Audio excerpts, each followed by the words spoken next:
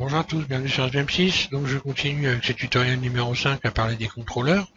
Donc on va repartir pour commencer sur des engrenages comme ça. Et on va les faire tourner en utilisant justement les contrôleurs. Donc moi, je vais repartir sur une fenêtre et je vais vous faire le détail. Alors non seulement on va les faire tourner comme ça, on va également les animer pour les accélérer et les ralentir. Et vous allez voir que c'est très rapide comme façon de procéder. Voilà, donc je vais me mettre en vue dessus, je reste en vue de dessus. Hein. Je vais par contre régler un petit peu les dimensions. C'est toujours intéressant de ne pas faire des roues qui font 2 mètres. Hein. Donc voilà, je viens ici régler, je clique ici sur cette icône, unité, là je tape 0.01, voilà. Et donc on va aller ici cliquer sur centimètres à la place de mètres. Donc voilà, ça va faire des roues un peu moins grandes. Voilà. Alors, donc je vais ajouter ici un engrenage. Voilà. Donc cet engrenage, je vais le laisser comme ça. Donc là, on va voir combien il mesure. Voilà, il mesure 2 cm. Ok. Je vais en rajouter un autre.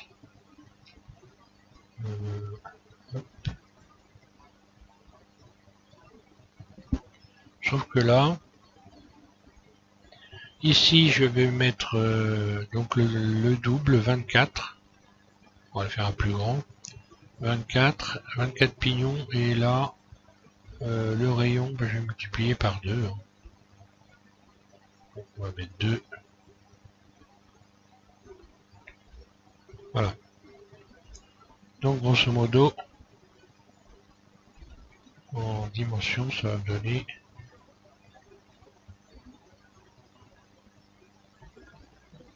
voilà. Là je suis à 4 cm. Ok, donc voilà, je vais placer mon cercle ici, enfin mon engrenage ici. Et je sélectionne celui-là, je clique sur N, et je vais faire donc une rotation sur Z. Alors, je veux que l'élément qui est sélectionné sur l'axe Z, un clic droit, donc sa rotation sur l'axe Z, un clic droit, ajouter contrôleur, soit donc contrôlé par GIR 1, puisque là, si vous regardez en haut à gauche de l'écran, vous voyez que l'élément sélectionné s'appelle GIR, et que le second qui n'est pas sélectionné s'appelle GIR 1. Je sélectionne GIR 1, et je veux que GIR 1, lui, fasse une rotation également sur l'axe Z, là. Donc on voit que ça se repositionne. Hein. Donc quand GIR 1 va tourner sur l'axe Z, et eh bien également GIR va tourner également par rapport à GIR 1. Alors le truc c'est que il y a un problème de vitesse, par exemple ici, et puis de sens de rotation. Donc là si je fais une rotation sur GIR 1, R, on voit que ça fait tourner l'autre, il n'y a pas de problème. Donc ça a bien marché comme il faut. Sauf que ce qu'on veut, c'est que celle-là tourne 2 fois plus vite, puisqu'elle est 2 fois plus petite. Non seulement qu'elle tourne 2 fois plus vite, mais qu'elle tourne dans le sens, ça tourne dans le sens inverse. Donc, je reviens ici, je resélectionne, éditer contrôleur, et là, c'est ici que je vais modifier les valeurs pour que ça puisse fonctionner comme il faut. Donc, il faut que ma petite roue ici tourne, enfin que ma grande roue, pardon, tourne moins vite, donc je vais mettre un moins ici, et que par contre, donc elle tourne à l'envers, pardon, donc je mets moins, elle va tourner à l'envers, et je vais donc faire en sorte qu'elle aille 2 fois plus vite. Il faut qu'elle tourne à l'envers et qu'elle aille 2 fois plus vite. Donc ici je vais mettre multiplier par 2. Voilà.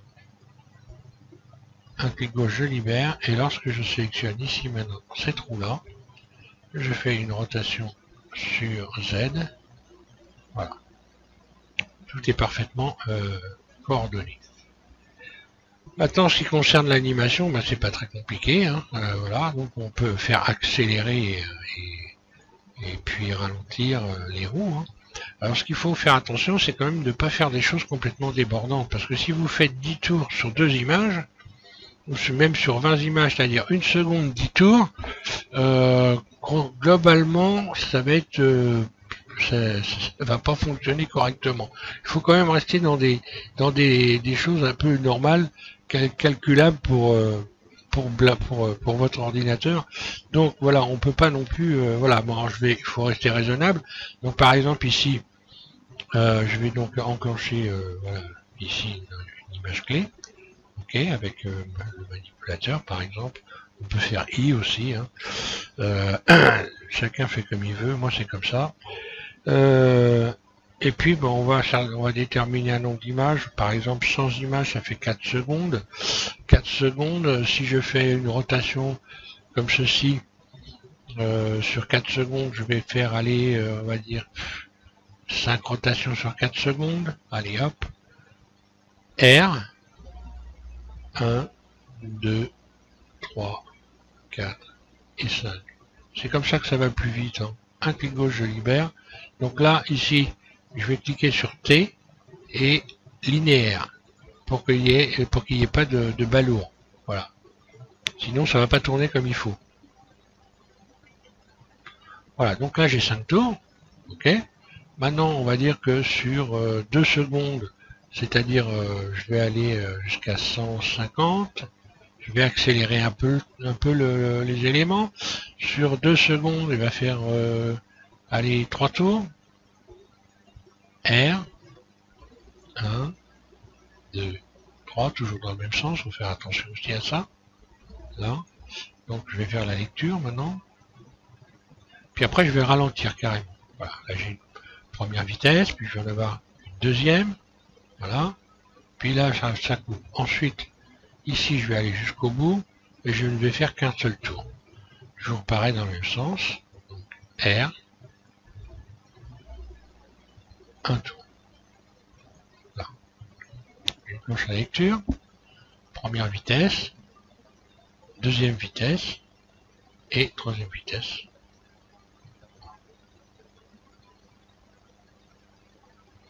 Voilà, donc c'est pas très compliqué hein, de faire comme ça. Bon, après on peut programmer aussi différemment en utilisant évidemment le tableau des contraintes. On peut faire exactement la même chose. Après c'est une question de goût. Hein.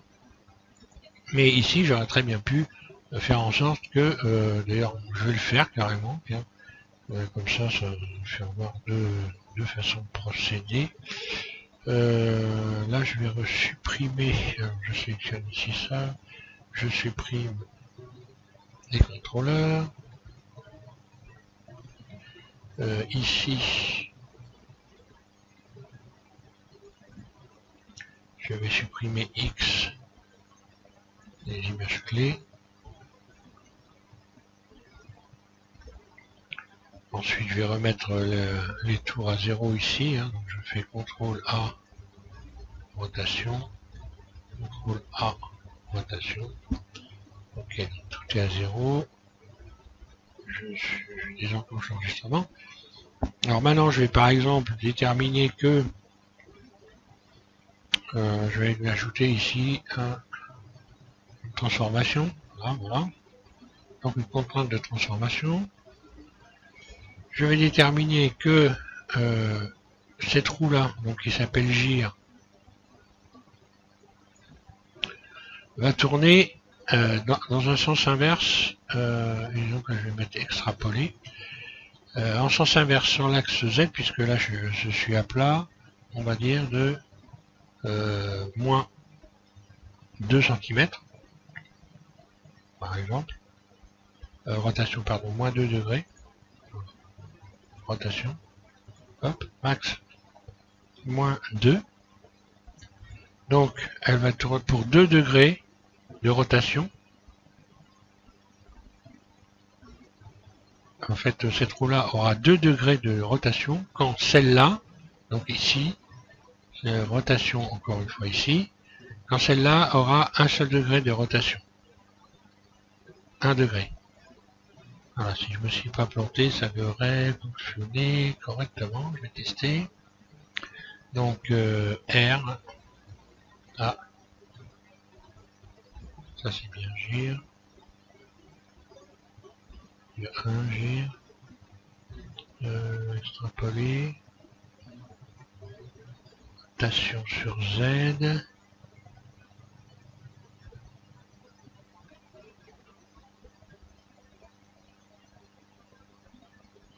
Oui, normalement ça devrait fonctionner. Qu'est-ce que j'ai fait comme bêtise? Oui, donc je viens de comprendre. Si je sélectionne pas la bonne roue, ça risque pas de marcher. Donc c'est celle-là, donc si je fais une rotation, voilà. Donc là on voit bien que ça fonctionne correctement. Hein. Et là c'est pareil, je repars ici, paf, j'enclenche ici l'enregistrement.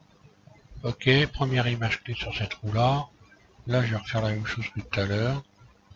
Celle-là je vais lui faire aller plus de tours, on va dire 4 tours, donc rotation R, 1, 2, 3 et 4, par exemple, voilà. Et puis ici, on va aller beaucoup plus lentement, par exemple jusqu'à là, et je vais faire une rotation, voilà, ça, on va bien voir la différence. Ok, je désenclenche l'enregistrement, voilà, donc là ça va très vite, et là ça ralentit.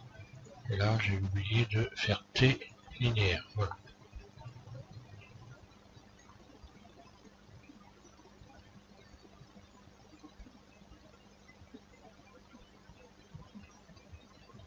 Alors, ce qu'il faut faire, faut pas faire non plus des trucs complètement débordants, hein, sur très peu d'images, mettre un nombre de tours complètement invraisemblable, forcément ça peut pas fonctionner correctement. Voilà. Là on voit que ça fonctionne très très bien. Voilà, c'était un premier petit tuto sur les contrôleurs.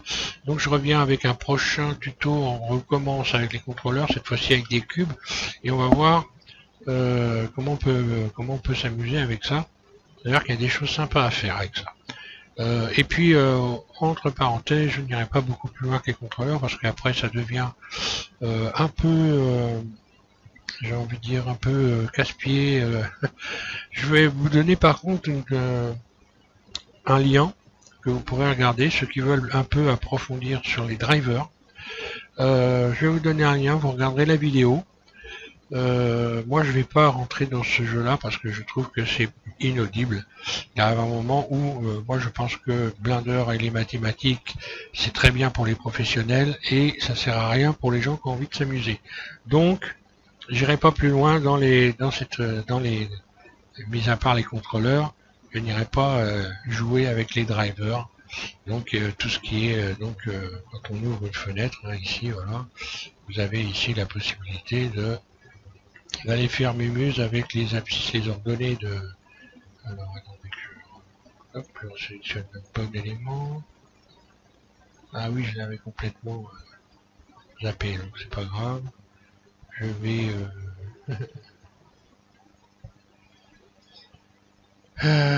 oui bon, je vous expliquerai ça dans un prochain tuto, puisque là autrement je vais être obligé de tout recommencer. Alors c'est pas la peine. Voilà, donc je vous remercie tous de suivre GM6. Et puis voilà, on continue sur un prochain tuto numéro 6, il me semble. Hein. Et regardez, ça va faire jouer avec des contrôleurs. Voilà, merci.